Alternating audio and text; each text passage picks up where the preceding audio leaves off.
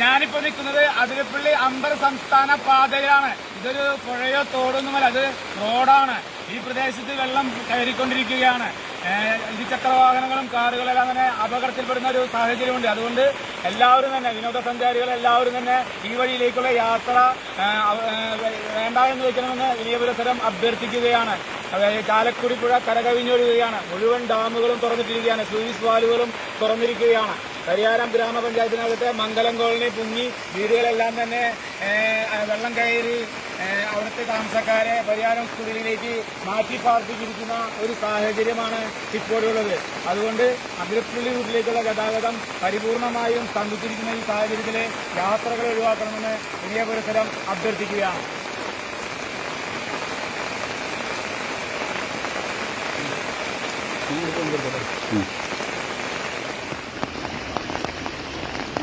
July 30 രാവിലെ 7:30 പെരിയാർ രൗദ്രഭാവത്തിലാണ്.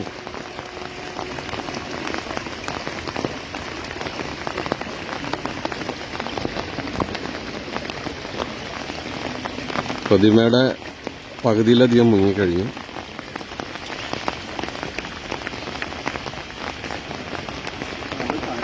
ക്ഷേത്രം ഏകദേശം മുങ്ങിത്തുടങ്ങിയിട്ടുണ്ട്. മേൽക്കൂരയുടെ അടുത്തെത്തി.